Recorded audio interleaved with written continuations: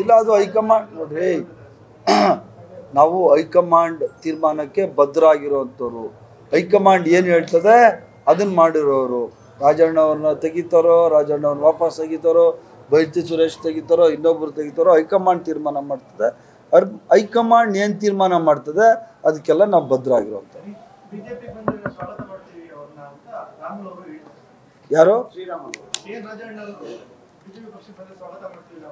ಅಷ್ಟು ರಾಮುಲುಗೆ ಪಾಪ ಬಿಜೆಪಿಯಲ್ಲೂ ಒಳ್ಳೆ ಸ್ಥಾನಮಾನ ಇದೆ ಅಂತ ಅದ್ ನೋಡ್ಕೊಳಕ್ ಹೇಳಿ. ಪಾಪ ರಾಮುಲಿಗೆ ಅಲ್ಲಿರೋ ಪಾಪ ರಾಮುಲುನೇ ಭಾಳ ಸರಿ ಕಾಂಗ್ರೆಸ್ ಕದವನ್ನು ತಟ್ಟಿದ್ದಾರೆ ಅಂತ ನನಗೆ ಯಾರೋ ಹೇಳ್ತಾ ಇದ್ರು. ಫಸ್ಟು ಅವರ ರಾಮುಲು ಇದ್ದಾರಲ್ಲ, ಅವ್ರ ಸ್ಥಾನನ ಬಿಜೆಪಿಯಲ್ಲಿ ಅವ್ರದ ಸ್ಥಾನಮಾನ ಅವ್ರಿಗಿರೋಂಥ ಮರ್ಯಾದೆನ ಫಸ್ಟ್ ಖಚಿತಪಡಿಸ್ಕೊಡ್ಲಿ, ಆಮೇಲೆ ರಾಜಣ್ಣವ್ರು ಕರೀಲಿ. ಫಸ್ಟ್ ಅವರೇ ಪಾಪ ಅಲ್ಲಿ ಇದು ಏನು ಇಲ್ದಿರ ಪಾಪ ಸುಮ್ಮನೆ ಇದ್ದಾರೆ, ಅವ್ರೇನು ಕರೀತಾರೆ ಪಾಪ. ಇಲ್ಲ, ಅದು ಹೈಕಮಾಂಡ್ ನೋಡ್ರಿ.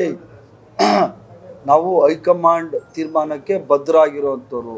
ಹೈಕಮಾಂಡ್ ಏನು ಹೇಳ್ತದೆ ಅದನ್ನ ಮಾಡಿರೋರು. ರಾಜಣ್ಣ ಅವ್ರನ್ನ ತೆಗಿತಾರೋ, ರಾಜಣ್ಣ ಅವ್ರನ್ನ ವಾಪಸ್ ತೆಗಿತಾರೋ, ಬೈತಿ ಸುರೇಶ್ ತೆಗಿತಾರೋ, ಇನ್ನೊಬ್ರು ತೆಗಿತಾರೋ, ಹೈಕಮಾಂಡ್ ತೀರ್ಮಾನ ಮಾಡ್ತದೆ. ಹೈಕಮಾಂಡ್ ಏನು ತೀರ್ಮಾನ ಮಾಡ್ತದೆ ಅದಕ್ಕೆಲ್ಲ ನಾವು ಬದ್ಧ ಆಗಿರುವಂಥವ್ರು. ಯಾರು ಅಷ್ಟು ರಾಮುಲುಗೆ ಪಾಪ ಬಿಜೆಪಿಯಲ್ಲೂ ಒಳ್ಳೆ ಸ್ಥಾನಮಾನ ಇದೆ ಅಂತ ಅದ್ ನೋಡ್ಕೊಳಕ್ ಹೇಳಿ.